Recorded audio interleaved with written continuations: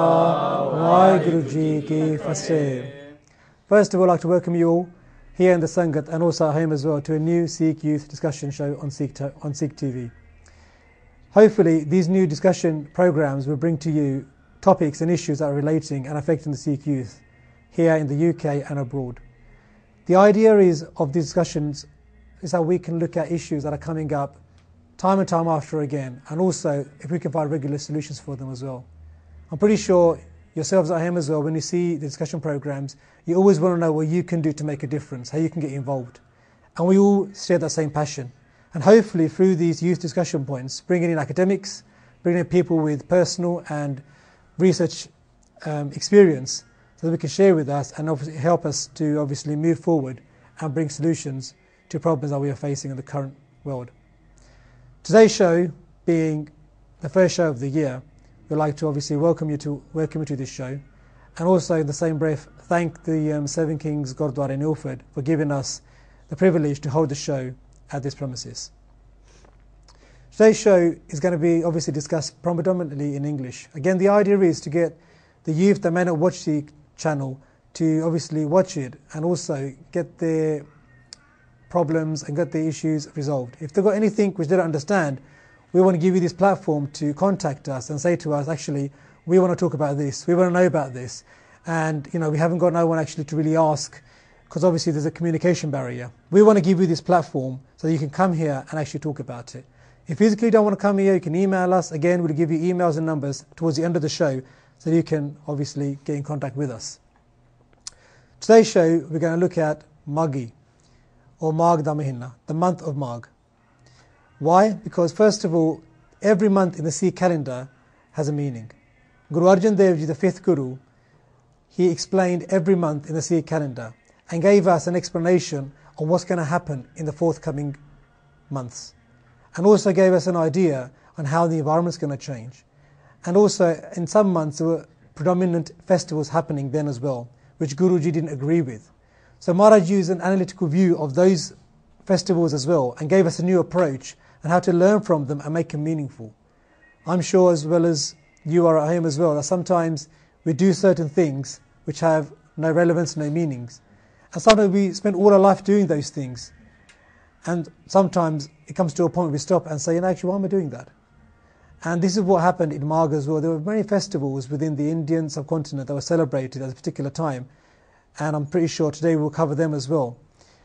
So therefore, when Guru Arjan Dev Ji looked upon these months in coming Bo, Magh, Phagan, Chet and so forth, he wanted the Sikhs to get a feeling of what these months actually meant in historical and obviously in spiritual terms. In Baramaha, the Bani written by Guru Arjan Dev Ji, he explains what these months are going to be containing, how we can learn from them, and secondly, how can we make a change in our personal lives. All of Guru Bani has that underlying symbol, the underlying message. How are we going to change ourselves, better ourselves? And today, we're going to use the panel, we're going to use the Sangat here, predominantly the youth of the East London, to look at this issue. The first half of the programme will be talking about the Hukamnama of Magh. What does it actually talk about? How can we actually relate to it? That's another thing as well. History and the Sikh Gurbani, we've got to find a relationship with it. Sometimes we listen to Gurbani and listen to Sikh history and yet form no relationship. That's why we don't change. And hopefully again through these programs we're going to try and break down Gurbani into digestible chunks, which we can read, understand and hopefully then implement in our lives so we can make a positive change. The second half of the show we're talking about the Charli Mukti and also looking at the Muktsar battle.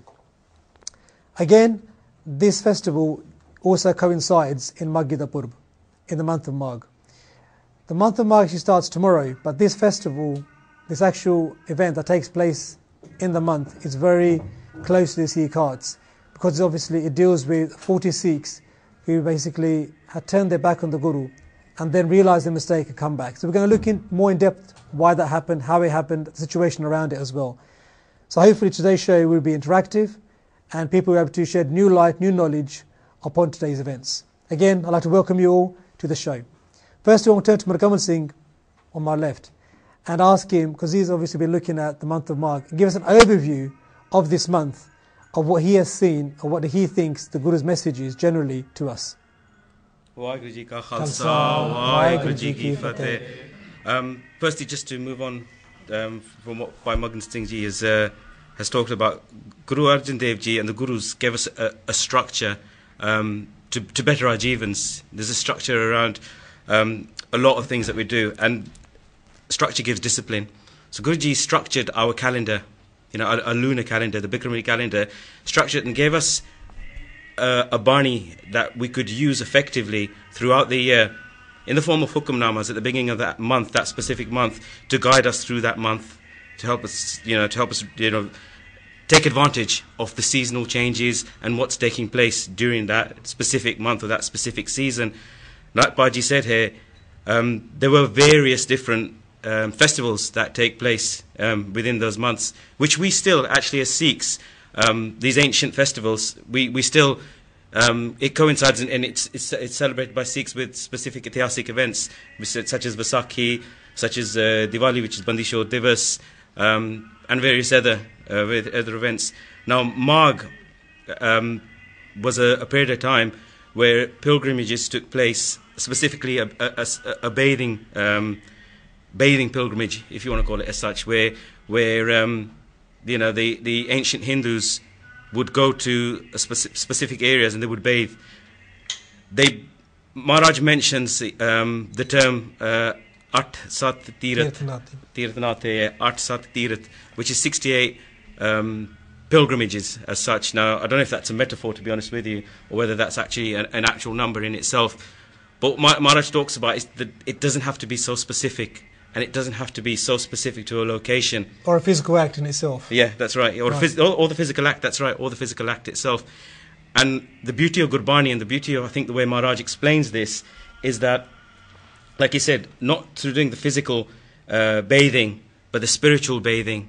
Maharaj talks in the first, when the Hukamnama of Magh begins, or the Tuk of Magh begins, he talks about the cleansing in the dust of the Sad Sangat, literally using that. So the metaphor of, the dust of the holy, such the Sangat. Magh Majan Sang Sadhuwa Turi Kar Ishnan, which is the starting of the whole Shabad. And Har ka naam te aaye sun sabna nu kardan. Again, when Maharaj talked about in the first tuk, again, Panji, I'd like to come to you as well in this, that Maj Majan Sang Sadhuwa Turi Kar Ishnan, how can you physically bathe in the dust of the holy? Because obviously, if you look at the tuk and you break it down, it's actually saying that bathe yourself, wash yourself in the dust of the holy person. And a lot of people in today's day and age will take it literally. They'll literally, you've seen it at certain Indian places, or people take the dust and put it over their bodies because they follow the literal meaning. Do you think that in this Mahina Maharaj is giving that particular message? Waheguru Ji Ka Khalsa, Waheguru Ji Ki Fateh. I think Guruji gave a lot of metaphors, and I don't think this means literally, but I think in the sense that I think the message of this is the humility that one would get from bathing the dust of the Sad Sangat, and it gives the importance of Sad Sangat in Sikhi as well. And where do you find it in today's day and age? Where would you find this Sad Sangat?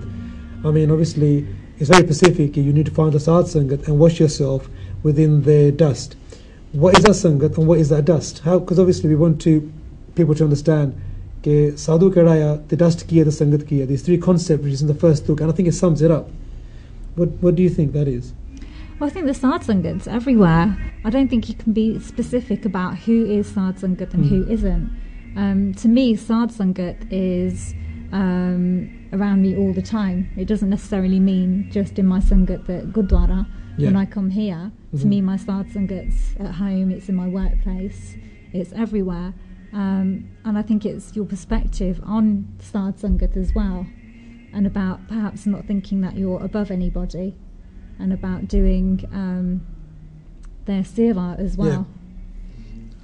I think interaction as well. I mean, just put it in simple terms, just to be interacting with other like-minded people, with good when it says that could be a form of like Turi Karishna, because when I was reading this tukka, like you're saying as well, Maj Majan Sang Sadhu Turi, like for example, sadhu, like you said, can be a good company around you, who are giving you good ideas, giving you good vibes, good advice, and so forth.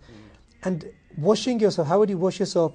How you would wash yourself in that knowledge is by adapting that knowledge in your life. That knowledge itself, for example, if I'm having a conversation with yourself and we share some good practice, and if I take away that good practice and actually implement it in my life, I've taken that dust, that metaphoric dust from you, a form of knowledge, and implemented it in my life, and I've made a change. So I think this is obviously, this is why I was trying to, obviously to you Sangat as well, when you read, if you look at the next book as well, Har ka naam tiyai sun sabna nu kardan. Even now, take it to you guys in the audience, and both talks as well. The beginning of this month, Maharaj is looking at a very spiritual context of this. Let's not take this the metaphoric aspect of about the spiritual context. How can you relate to that? Does anybody have a viewpoint on that? Go on, Singh. Waheguru Ji Ka Khalsa, Waheguru Ji Ki Fateh. When the Guruji is referring to Turi Ka Ishnan, when we talk about doing Ishnan, usually we go to a Gurudwara and we take a dip in the Sarovar, and that's what we usually refer to as Ishnan.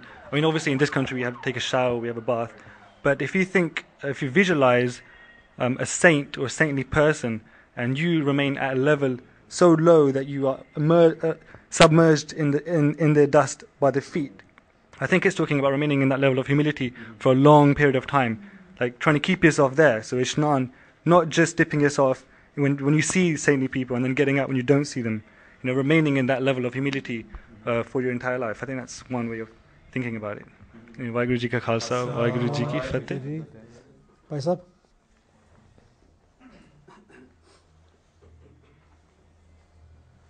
Waheguru Ji Ka Khalsa, Waheguru Ji Ki Fateh. I think there's several issues here, and you've covered a lot of them. Metaphorical, yes, the Guru Granth Sahib Ji is based on metaphorical symbolism, messages, ideologies, but this talk starts off with a very simple concept: cleansing, bath, dust, Sad Sangat. And the Sad Sangat is whatever you create around you. If you have Changi Sangat, you'll have that Changi. The cleansing process will be there. You'll have good vibes, positive vibes. Gurbani gives you that. Contemplation. We're talking about. Sorry, what are you cleaning? You're cleaning yourself. Right. The cleaning starts. If the banda is ganda and you've got dirty thoughts inside you, yes, you've wasted your time. If you sit among people who have good thoughts, clean thoughts, the cleansing process is very immediate and very positive. And that's what we need to concentrate on. Right. That's the bottom line. Thank you. I think that's what I'm again trying to get to, the fact that, this is the cleansing process. Through this Mahina, if you carry on reading it, it's all about how we can better ourselves as better people, make us as better people. And I think, as Baisa just highlighted, the Sangat that you surround yourself with is very important. And Sahad Sangat, the Sangat that actually, the person who's actually sorted himself out. If you're somebody who's an academic and he actually knows what he's doing, if you join that person's company, you will automatically start seeing his thought process. You start seeing how he actually works, how he breaks down his projects, and how he actually implements them. And I think if we as Guru Sikhs, and obviously as people of the world as well, if we want to achieve something in life, what we tend to usually do is associate ourselves with that particular person who's already good at that job. Same here, we constantly have this battle going on inside us to better ourselves, to better our thought process. Because there's a lot of things out there that are constantly attacking our mind. Let's face it, even at that time as well, but it was limited. I think today you've got the iPad, the iPhone, the iPod, the this, the that, and it's everywhere, isn't it, really? The billboards and everything. You've got Kam, Krodh, Lobh, Mohankar, you've got all these 5 aspects attacking you from many different angles and clouding your thought process. And I think this is also relevant in Maharaj's time as well. Let's not think in Maharaj's time they were there. And that's why Maharaj addressed them. And I think today sometimes we are ashamed to talk about those things and don't want to actually bring them to surface. But Maharaj was ashamed of that, because he knew if you don't bring it to service, you never actually find a solution for it. Through discussion, through vichar, like we're doing, we'll find a solution. And like Maharaj says, if you've got a bad thought process, you've got a bad intentions, how are you going to clean them? How are you going to sort them out? Surround yourself with good people. Surround yourself with Sangat, or with people who can give you good advice. Hence we come to the Gurudwara, Guru Maharaj to Guru Granth Sahib Maharaj, we're asking Maharaj to fill our head with goodness. And then we can go out in the wider world and do better things and obviously achieve much more. Can I, Yes, please do. Can I just add one more thing? Just on the first look here, you've got to look deeper into it. Let your cleansing bath be the dust of the Sadh Sangat. Sometimes we forget that as Gursikhs, we come to the Gurdwara, we are in the Sangat, we go to Sikhi camps, we do everything else, but we forgot that one big concept. And this look highlights that. Yeah. When you come, let your cleansing bath be the dust of the Sadh Sangat. It means nimitta too at the same time. Yeah? Paisal raised that point early on, that you've got to drop your level to the point where you've got to treat people higher than yourself. Yes, you're all equals, but nimitta is the key point in this. And if nimitta is not there, you're not going to start cleansing yourself. If you come with an ego trip that I know this, I know that, and I know better than Joe Blogg's next to me, that's not going to happen. Well, if you look at the next two, like Harka Naam Tyai Sun Sabna Nu Kardan. Again, share good practice. Yeah. I mean, if you look at this book as well, it's asking us, ke Jesu Rabdan Al share it with each other. If you have a way of dealing with things that you think can help somebody else, like you just said, Paisab, it can help you in that process as well. So every talk is kind of building on the next one up. So Maharaj is really giving us a proper general overview of the month coming. Go on, Singh. Most of the discussion so far has been about Sadh Sangat as in people, whereas Sadh as in Guru Granth Sahib Ji, the Bani of Guru Granth Sahib Ji. Now, this Sangat's with us all the time. Gur mere sang sada hai nale, simar simarte sada samale. And on the topic of, we're saying Sadh Sangat, Magmajan sang sadhua turi karishnan. If we can link with Bani, in Japji Sahib, you get Pariya hat parnande, pani tote otaske, mood priti kabad hoye, de samun laya toye, Pariya mat papa keng o tope nawe kerang. So if we can see a link here between that, then most likely the Shabad is referring to Naam. So Sangat of Maharaj is doing Naam, as we say, Guru mere sang sada hanale, simar simarte sada samale. So if you're jumping Naam all the time, this is the transformation, this is the purification of the mind. And so that this Sangat is the Sangat that will go with us in the next life, it will be with us now. You don't have any reliance on anyone else and or that's anything. Your personal kamai kalo, bhakti kalo, which is developing you to that next level. Yeah, and in terms of Sabnanu Kardan, I might be totally wrong here, but based on Vyakaran or whatever. No. But you could imagine that someone who is jumping Naam, they are automatically, their very presence, the very vibes they give out, they themselves benefit the people around them. Right. If you're in the company of someone who's very under influence of Panchvikara, then this influence will come on you. If you're on influence, why we believe in Sants or why we believe in Gurmukhs is their very vibes around them, let alone before they even speak. The very vibes are done to us in the sense that they help us in every way. They change our personality. They purify us. Excellent. That's really good, some really good views there. Go on, Singh, at the end. There's You can stand up, Singh. There's a significant development along the lines of Gurbani, because what we're talking about is the cleansing of a person, and what that's doing is, as we use that on a scale almost, we say it's bringing someone a little bit lower, bring yourself a little bit lower on that scale of humility. Why do you have to bring yourself lower, though? But this is the thing. Yeah. The very next line is actually a line of elevation. Right.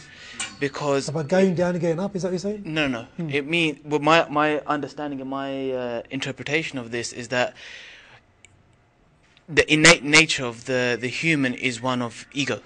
It's an unfortunate nature, but it's also understanding this and overcoming this. But it doesn't just stop there. It's not just a case of, okay, you know what, you've got an ego and you must suppress it and you must deal with it and you must be humble. It's not just that, but you also then have a responsibility. Once you've spent some time in Sangat and you've taken that inspiration from Gurmukhs, inspiration from Sangat, you then have the responsibility to be that beacon for someone else. Wow. And if you look at the next line, give it to someone else, that's the reflection. It's not just because there's up to a certain point where even being humble, you can only be humble so far and lower yourself so much where that becomes a level of ego. Yeah. Because you know what, it just becomes very, very negative and very withdrawn and inward. But as a Gursikh, the reason that we have this physical roop to show the world of what we actually look like, you've got to be that beacon and say, okay, you know what, I've been fortunate, I had my ego, I'm slowly dealing with it, and then you then have a responsibility to be the Sangat for other people as well, and then be that beacon for other people, and only then does, I suppose, Sikhi spread out. Obviously, you're sharing your good practice and everything. That's some really good points there, Apnagajin. Very well said. I think, one of the good things also you just mentioned is that your interpretation. I think that's good. I think sometimes we need to have our interpretations. And again, this is the platform for us to sit here and read Gurbani the books and see what we can make of them. Because to be honest, if we want to form a relationship with our Guru, we need to form that a personal relationship. Sometimes other people have that relationship. We can't understand it, can't really get to feel it. But when, like you just said, you read it and you found a bond with it and you found interpretation, that's really good. Because Gurbani is that sagar, is that ocean. It's not static. You can't say a tuk or a part of Gurbani is static in its sense that that's the defined definition, or it's a dynamic definition. It's that same Gurbani that will be read out in births, deaths and marriages. Exactly. It's the same hukum namas that we hear. So that's why we'll all interpret it in our... I think we need more of that. We need people say Gurbani samajh nahi hondi, but the thing is, when you start talking about it, and straight away your mind starts thinking about it and you start bringing out certain concepts. Actually, you know what, this actually makes a bit more sense, that makes a bit more sense, So that's really, really good. Please. Obviously, that's been the positive aspect of what we've been discussing for the last 15 minutes. But there's also a negative, the ego side of it. And you'll find that within the Sangat and within the congregation, you've got certain individuals who just carry that ego, despite their Bani and their Naam and their character or the personality. And what they're doing is they start imposing themselves on other people. Their authority. I've got a chip on my shoulder because I'm a bigger good Sikh because I read more Bani. And what that does is creates a very negative vibe for the younger generation coming through, and they say, hang on, I don't want to be like this guy, because this guy was walking around with a chip on his shoulder, and then suddenly he sees another guy, he's got a chola, he's got bana, and then he sees another guy who's completely down to earth, who's going down to the fifth line in the shab there. That person upon whom the Lord bestows his mercy is a wise person. That's it. And that's the bottom line. That is it. Are you willing to open yourself up and say, okay, I'm accepting everything that the Guru Maharaj has given me, and I'm willing to now radiate that, as Gajan said. That's the bottom line. And we need to remember that we do not want to start showing our egotistical side just because we read more Bani, or we have more Naam, or we have more knowledge of history and Ityas, and suddenly start imposing ourselves.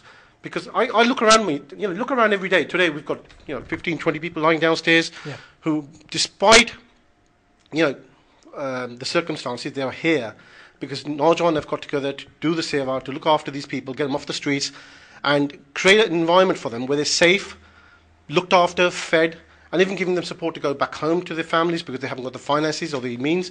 That's all nimitta. That's action of a good Sikh coming through. And I think across the country, we need to be responding in that manner. As good Sikhs, we've got Ityas, we've got Bani, we've got Sakhya coming out. People say we don't have enough Sakhya. We've got more Sakhya than any other religion I can think of out there, because we've read most religions. We live in a multicultural society. We were brought up in British schools, and that's what we were taught, other people's stories and their Sakhya. But we've got our own, and we've got the authenticity to go with it. Excellent. You go to India, you'll find the authenticity there. But the most authentic thing is you living that. Live it and spread it. And as Gajan said, you've got to radiate it and pass it on. And don't let ego take over. Thank you. I think if I can touch on what both Bajis have said as well, I think there's no better manifestation or expression of Gurbani is your actions, is what you actually do. And I think often as well, it's very easy, and again, this might be a very judgmental statement to make. People might be sitting back at home and thinking this is a very judgmental statement to make, but we can fall into that trap of doing loads of Naam Simran and loads of Gurbani, yet be very inactive and not taking ourselves forward within society, within the community, within Seva. And I think that can be quite dangerous as well. It almost takes you back to when Maharaj used to talk about the sadhus that used to go into the mountains or renounce the world and be critical about that. In a way, you could see that happening within Sikh community. We are getting that now. Yeah, I mean, I think we're getting the Sikhs who remove themselves from society, isolate themselves, say, okay, we're not worthy of doing anything because our kamai is not high enough. Yeah. And the problem is with that, that's what Maharaj is a whole against. Your kamai usually builds up as you do the seva. It's a parallel. It's not one or the other. It's a constant, working together. I think we really have some lovely points on, obviously, on Margadamina in terms of its relationship, its advice to us on what's coming forth. And I hope people at home as well have taken some points on board that it's really about that personal journey. And I think it's always about that personal journey. and Maharaj is obviously giving up that message in various forms. But Magh, the month of Magh, wasn't always known for these Mahinne. I mean, the prevalent or the most traditional festival that we know Magh for is Lohri. I'm pretty sure we're all sitting here, we've all had Lohri once in a while in our homes, and we've had the fire in the garden and everybody walking around it, and half the time you're thinking why they're doing that. And I think, again, Magh da Mahinda, if a lot of people are going to come to Gurdwara tomorrow, because obviously Magh starts tomorrow, and they're not going to really come for the whole message that we just discussed today. Unfortunately, let's face it. They're going to come for the fact that only Lohri Manonaya. And again, we want to look into today, what was this Lohri? What is it? Why does it still have a very big bearing on our faith? And yet, the Sakhi of the Charli Mukti that we're going to talk about afterwards, which obviously we should be understanding and learning from mostly, why does it that get sidelined and then obviously Lohri takes prevalence? So again, people in the audience, do you have any knowledge on that? Do you want to share any of your personal experiences that you may have had with that particular festival? Waheguru Ji Ka Khalsa, Waheguru Ji Ki Fateh. I don't really think that there's any clarity on what exactly Lohri is. So historically, people might refer it back to Prahlad or his aunt or whoever, all these other kind of stories. But I don't think there's really any kind of exact clarity. So that's one of the things as well. People will be celebrating something which doesn't really have a clarity. Now, things such as Magh and Charli Mukti and everything, this has got clarity. This is our Sakhi. This is our history. You know exactly what you're doing. We know exactly what happened. We can tell. The history is there. The Gurdwaras are there, and every day they're in our ardas.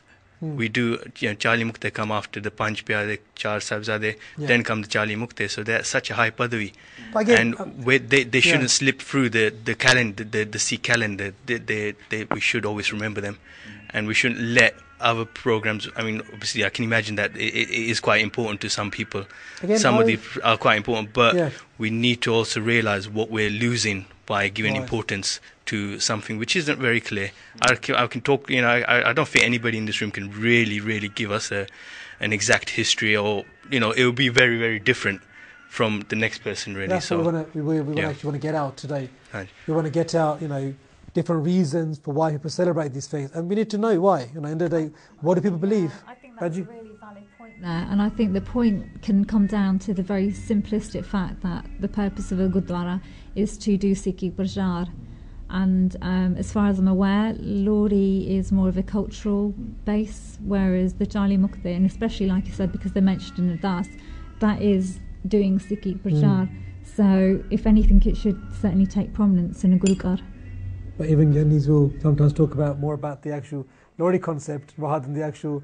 You do find that sometimes. Hopefully. Sing on. I'm thinking about Lohri because it coincides with in Magh. Yes. It's usually the 13th. The 13th tomorrow will mark the starting of the month of Magh, and also the festival of Lohri. Right.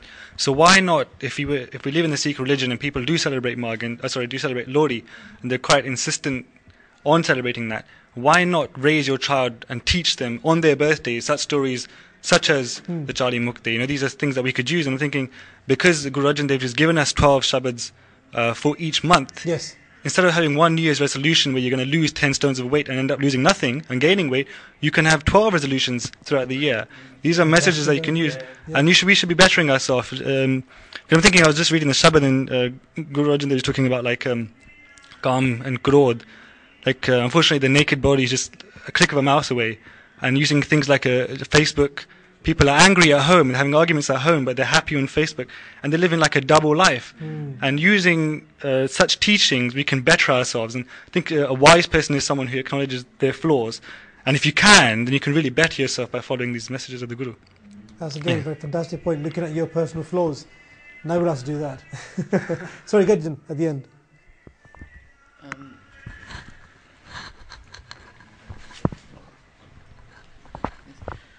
There's a couple of significant things. I mean, I wouldn't be able to give you any more information as to what Lohri is, but there's been a certain shift amongst the younger Sikh generations as to the opinions toward Lohri, not the understanding, but the way it's comprehended and the way it's implemented. And there seems to be a very big bias about Lohri towards the male gender. That's it.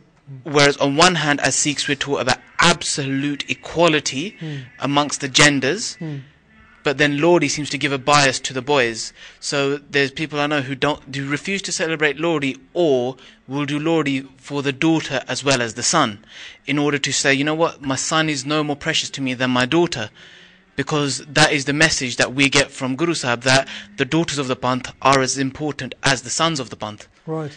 You could even go so forward and say more important than the sons of the Panth for this reason. I don't know where this quote quite comes from, which civilization or where, but they say if you teach a man, you teach one person. If you teach a woman, you teach a whole generation. Yep, because most of us, generally, our formative years come from our mothers. Yes.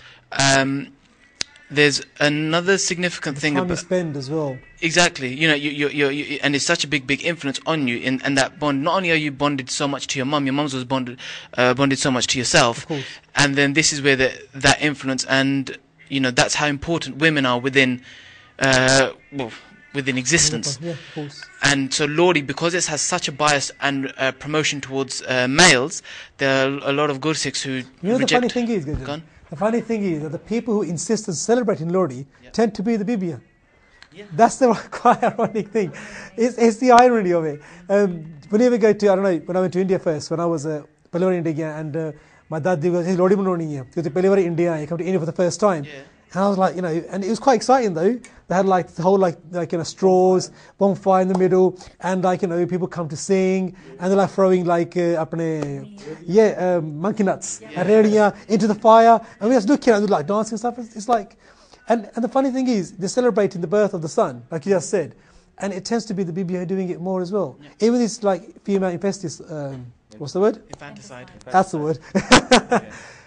Even that, if you look at it, predominantly it tends to be the Bibia who are actually more doing, you know, more actually for it. But it's this. Firstly, it's a fear. Right. It comes from fear that, you know, if we have girls, yes, it's this fear attached to having a woman, the stigma and the burden. Right. Which we're going to deal with today. Actually, Ban's going to deal with it. For a Gursikh, it's not a burden. It's just hukum. If in your home there's a girl born, it's hukum. Why we talk about judging each other and why not judge each other, but we kind of judge Rab for giving us a daughter. How dare we? That's hukum. It's hukum.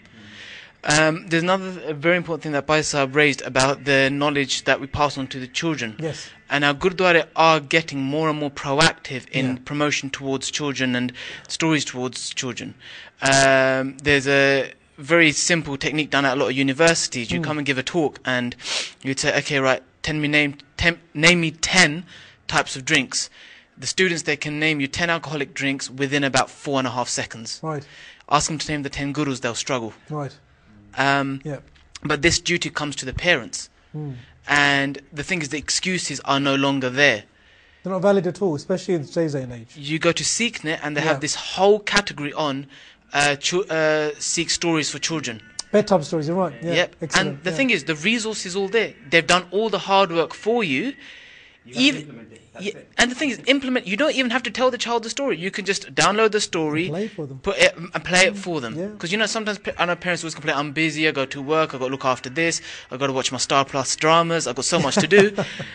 And then you know what? Fine. You know what? Record it and give it to the children on, you know, on an iPod, and this will pass on the generation forward, and that's how we're going to save our Sikhi. Excellent. Again, very good. Again, you know, looking at the concept of it, we always, you know, when we were growing up, again, Lohri was very associated to the boy side. Ki munda jamya and hence ise lokan nu bulana, right? Onu laddu dene kind of thing, and celebrate the birth of the son. It was again another way of just doing that. Again, we don't want to demean it too many, you know, because obviously some people are very favourable, but we also need to get clarity on it, that what are we actually celebrating. And I think that is very important, like today, in our particular generation, a lot of Sikh children are getting confused, losing faith in the Panth as well sometimes, because there's no clarity in what we're doing. And, Gonsin, how do you say? Rajic Acosta, Rajic Acosta. First of all, I wanted to say thank you. This is a great program, and I hope we can carry on the momentum throughout the year and have more of these. Thank you. I know we're just going to backtrack a little bit, but fine. I think it's important. Upkarji mentioned earlier that it's important, and yourselves as well. You said how important it is to actually show your seva and actually come out, and the do vichar, and actually carry it out. And the Shabad is such a beautiful Shabad. And there's a line in here: Asat Tirat Sagal Punjiye Dia Parvan. Now, Pulchuk Maaf, if I've said that wrong, but it's, you know, we can come over here and we can go and bathe in as many shrines as we want, and we can go and see as many Gurdwara, but unless we are out there and we're promoting, or not promoting, but rather unless we're doing seva, we're not going to get that done back. And again, Upaji mentioned this before, you're doing a great job with the homeless Sikhs in East London, and you know, I'm sure there's a lot more to come for you. Just coming now to the point that we're discussing, as far as Lohri is concerned, you said it quite clearly before. Lohri is a cultural event, right? Now, Sikhi to me is a religion. Now, there's a clear definition between religion and culture. Right. Unfortunately, because it's predominantly Punjabis, there's a very thin line at the moment that exists between the Punjabi culture and the Sikh religion. For the religion to grow, I believe that people can keep their cultures, celebrate Lohri if you want to, but recognize the difference between Sikhi and the Punjabi culture. Fantastic. Very well said. So, and I'll just leave it back on that. That's very well said, Singh. Again, the distinction is required. Do what if you want to do something, you have the freedom to do so. Everybody has but know the distinction. Free will. You can't say to somebody not to celebrate. No. If it's important to them, it's important to them. You have no right to take that away. That's their personal choice.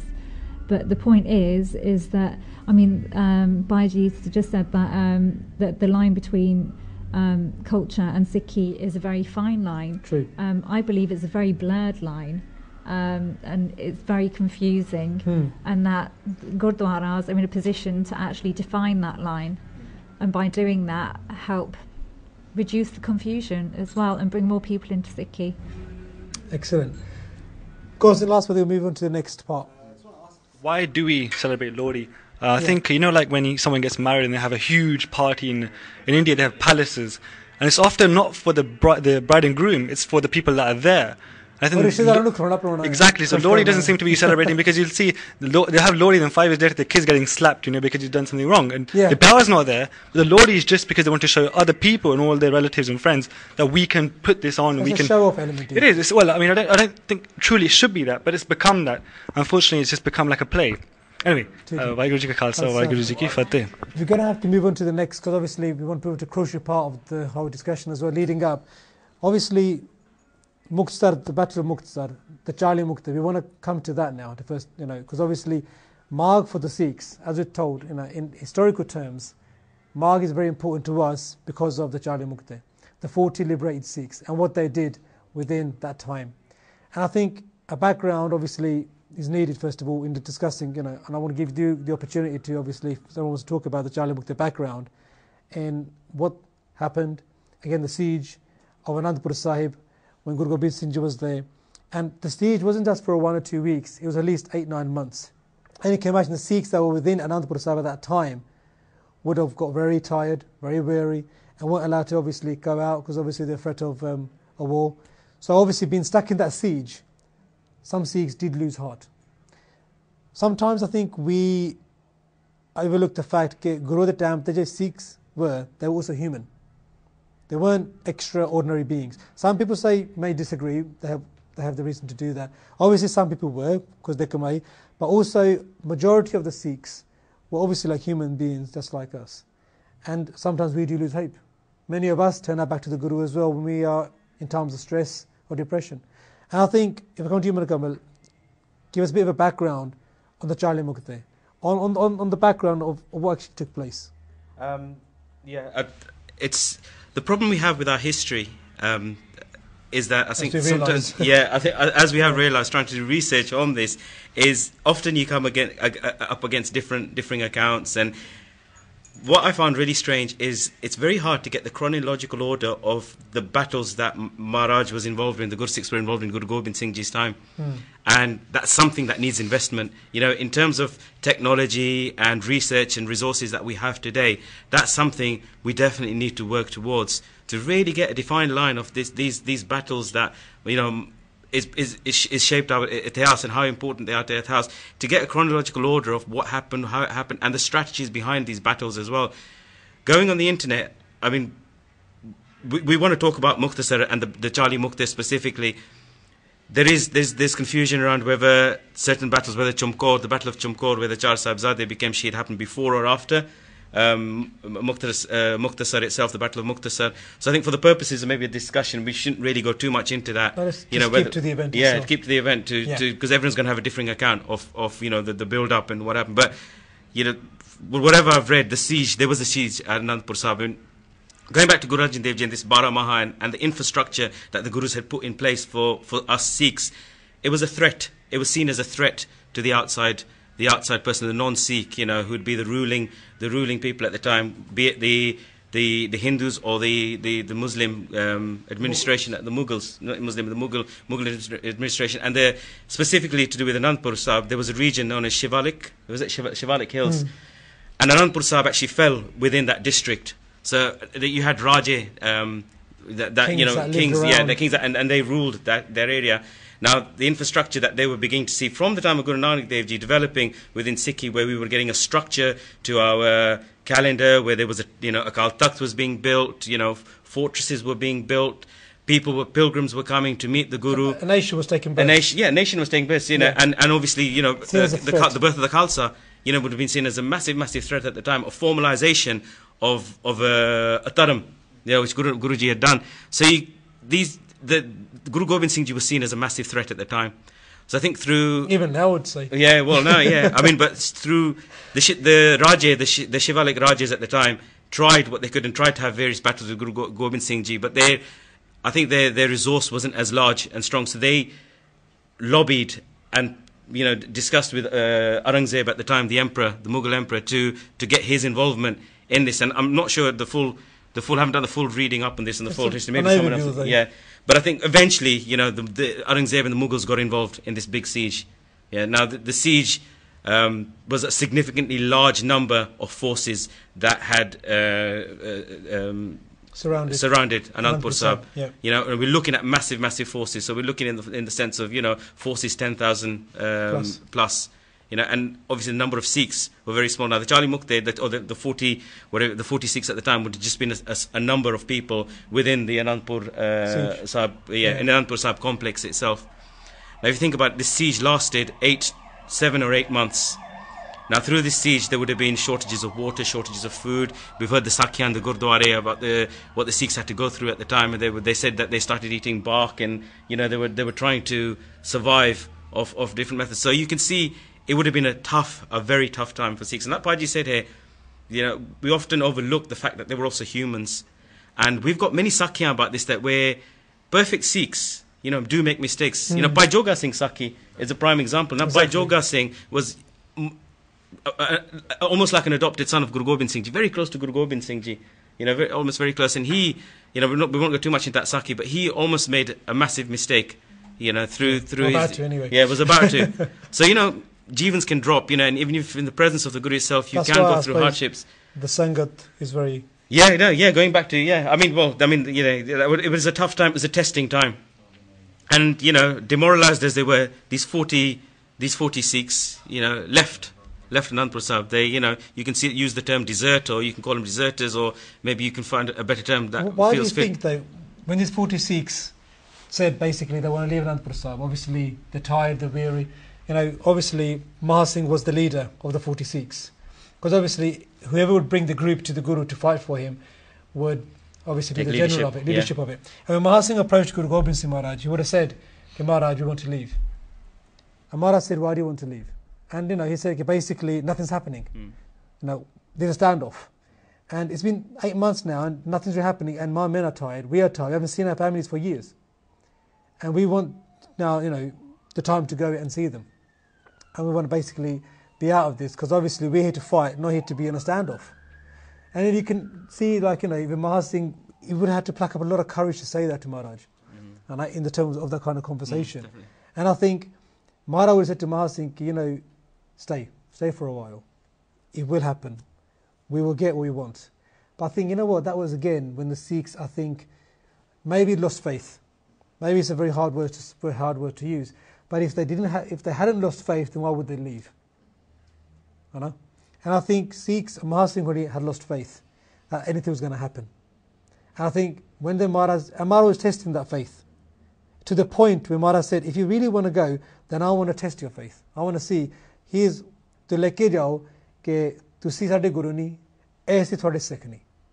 If you want to leave, then leave on these terms. That from today onwards, I'm not your guru and you're not my Sikh. And if you can say that, then I'll let you go.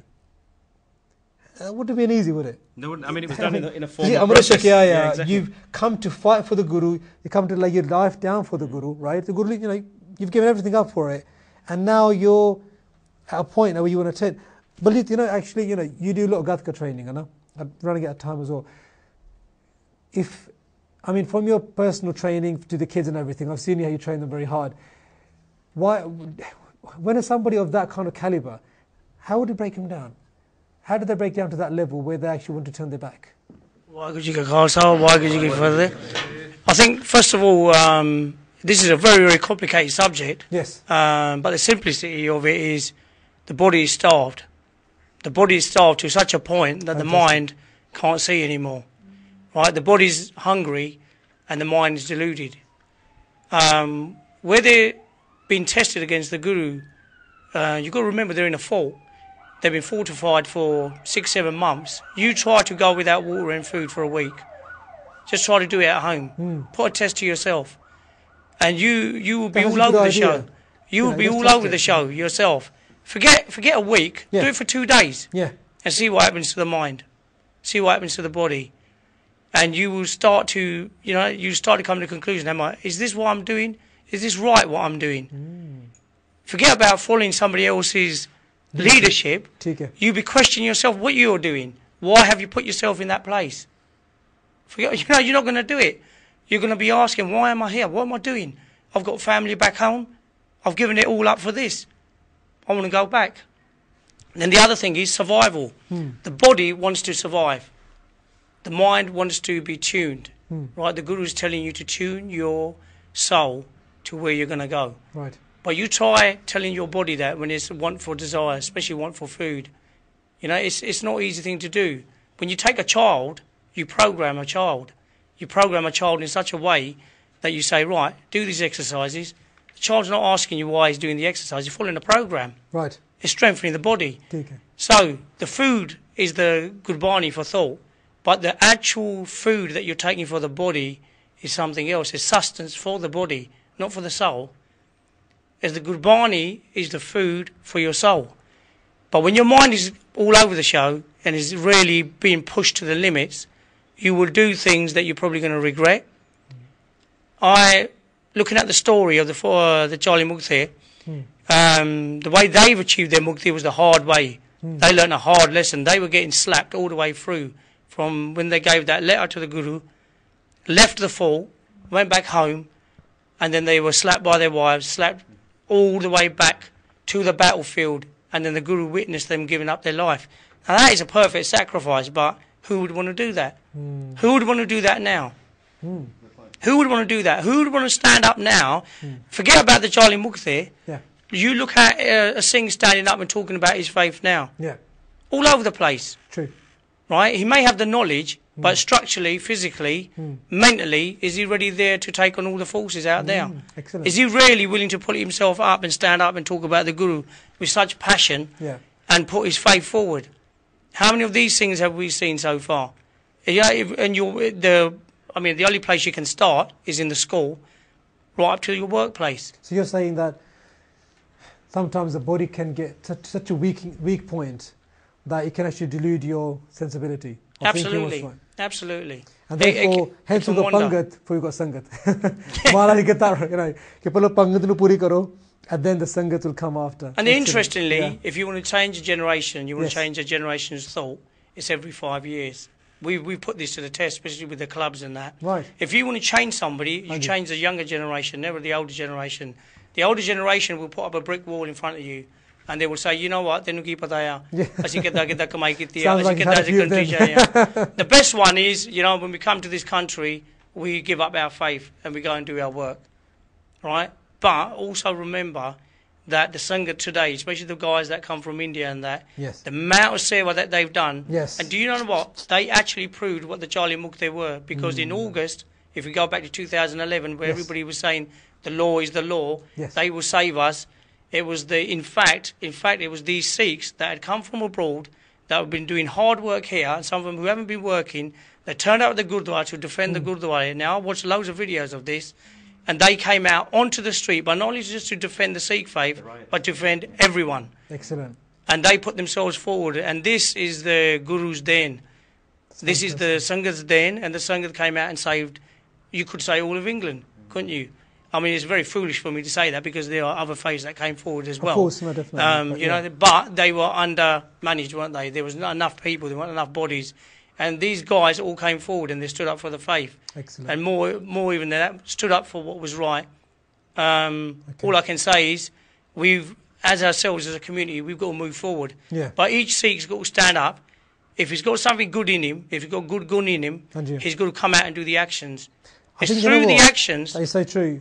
Sometimes we see within the communities people there who can actually do certain things, take certain things forward, but they're never actually willing to do it themselves or throw them back. Absolutely. They've got to come forward.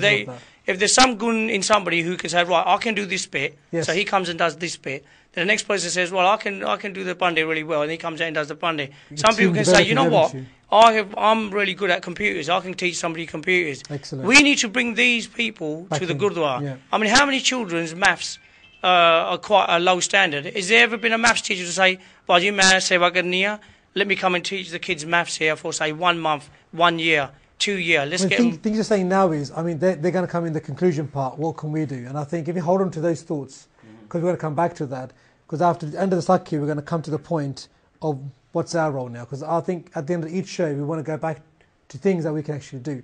But if I just hold to the point now, and I come to Banji for a second, like Badi has said, the Charlie Mukte write that letter, Ki you're not our Guru, we're not your Sikhs. And they signed their names on them. I'm pretty sure documents still exist today. I think you can see the 40 names, actually researching on the internet. You see them? The 40 names exist everywhere, so those must be at the Gurdwaras as well. Excellent. So there's 40 Sikhs have put their name under the explanation that the Billy just gave us, which is a very in-depth one. And when they go home, the wives are asking, have you won the battle?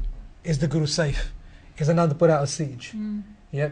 And I think they're telling their wives, well, actually, the Guru's still under siege, and we've left our Guru because of our physical needs. Well, how would have you? I think the first point is as well, it must have been a considerable journey back home. So it'd be interesting would have been to see one day, would it? No, so it'd be interesting to see what their thought process would have been when they were with Guruji, and then how they would have felt on their journey back, and then of course how they were when they actually met their family again. But certainly from what you say, I mean, the wives were mortified. I don't know what reaction they expected, whether they expected to be. Pardon? What reaction would you give? I would be. And I was putting you on the spot here a little bit, but you know, just a little bit. Yeah, I mean, in terms of, I'd be furious. The Singhani who's got passion for the Guru, who's got passion for so forth and everything. How would you? I'm sure maybe they were thinking that we've been away for such a long period of time. They will be so glad to have us back. Our children must be missing us so much. But there must have been a bigger picture in their heads as well. They had so much honour. Yeah, that's the word. So much honour and so much love for Sikhi that they were willing to give up their husbands for Sikhi. Wow. They were. And sometimes you've got Bibi and they want to give the husband for seva. Sometimes. But yeah, my Pago, she's coming to the picture. Give us a bit of an idea on that. Who my Pago was. A bit of history, because we've got 10 minutes to the end of the show. I know the hour has just flown by, as you would agree. So within about a few minutes, give us an idea on my Pago. Her actual, being the first woman to lead a Sikh army, to be a general. She must have been an amazing person, and like Badi said, is that it is so poorly documented. But I think, although it's poorly documented, we need to look at the moral behind the stories. Right. Yeah, it's not only, let's not get hung up on the details, but let's learn from the overall picture and the moral of the story. They must have been an amazing Singhani, because we don't talk about that many Singhanis in Sikh history. No, we don't. And for her to hold that position of power and respect in Guruji's eyes, and for her to have been there after everybody else was mukti, like all the Jali Mukti had gone, she survived to the end. And she survived right to the end with Guruji, and she survived beyond Guruji as well. Yes. Even after they left this world. Well, I mean, you hear the fact that when Jali Mukti have gone back and then the Singhani ask him, Ki hoya, can we get the mark to share a point in a minute? And basically, Mai Pago then obviously says to them as being a leading, because obviously when the men left home, Bibi usually takes, an older Bibi takes care of the band, and older takes care of the area. And Mai Pago then obviously said quite harsh words to them. She must have done. Yeah, she said to them basically things like, here are like, kind of the metaphor you use in in Punjab. You wear the churiyan, you wear the salwar kameez, you make the roti pani, and we'll go fight for the Guru. Maybe it wasn't through guilt as well. Sometimes you automatically think, I think the Sakhi that, there was guilt put upon them, and through guilt they came back. Probably, in my view, Didn't they have time to reflect while they were going back? Reflect, but I don't think it would have made them stronger. No, I think had guilt. it just been done with guilt. Exactly. I mean, we get guilt all the time. Does it really work? Does it make you a stronger person? It doesn't make you a stronger person. It has to come. The emotion has to come within. And I think there may have been a bit more to it. And I think what Devinder's saying as well, that Mai Pago must have been a very strong personality, and history records as a strong Gursikh. I mean, she went on to. I mean, do you know? I don't know if you know, but where she passed away and when she left, she was in Karnataka, down south of India. No, it's even further down, Huzur Sahib, Karnataka, which is exactly. Can you give us a bit more? Mai Pago also knows Pago history, and her legacy, what she left behind, was that despite losing Guru Maharaj, losing the Jali Mukte, she went all the way south through Madhya Pradesh and into Karnataka. Karnataka being almost the south, very south, literally south of. But her contribution, because obviously we talk about Magida Purabhana, her bringing the Sikhs back to the Guru. We want to, if you can look at that, give us an idea. I have more faith in just saying it was a guilt trip, it was this, it was that. I think Guru Maharaj knew what was going to happen. This was going to be an example for us. That Sade Guruan ne sanu baksha. Asi galti kiti wapas sikhi chahe. Yeah. There's never a point when we can't come back if we make a mistake. The Guru's forgiving. That's the crucial point there. Yeah. Okay, the Singhs made a mistake, and the Bibi Mai Pago made him realise that. Yeah. I've heard, लिखा हुआ पढ़िया कि ਜਿਹੜੇ 40 ਸਿੰਘ ਸੀਗੇ ਉਹ ਚੂਹਿਆਂ ਨੂੰ ਲੁਕਦੇ ਜੰਗਲਾਂ ਵਿੱਚ ਦੀ ਕਿਉਂਕਿ ਮੁਸਲਮਾਨ ਤੇ ਮੁਗਲ ਸਾਰੇ ਮਾਰਨ ਲੱਗੇ ਸੀ ਸਿੱਖਾਂ ਨੂੰ ਸਾਰੇ ਪਾਸੇ ਕਿਉਂਕਿ ਉੱਥੇ ਸੀਜ ਹੋਈ ਸੀਗੀ ਤੇ ਸਿੱਖਾਂ ਨੂੰ ਮਾਰ ਦੋ and you know what, that interpretation was wrong to me. They went back because they were like Bajit said, in that situation where they didn't have a choice. They made that choice, they regretted it.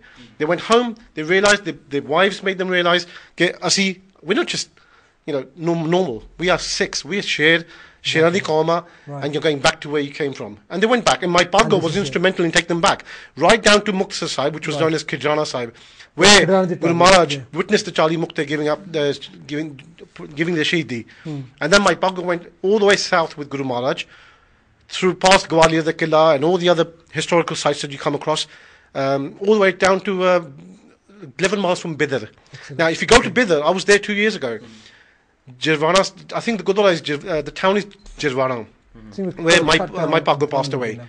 And if you go there, you can hear Sakya from the locals there, where she actually was defending men travelling through jungles, and she would take the Sikhs travelling from up north, from one point to another point.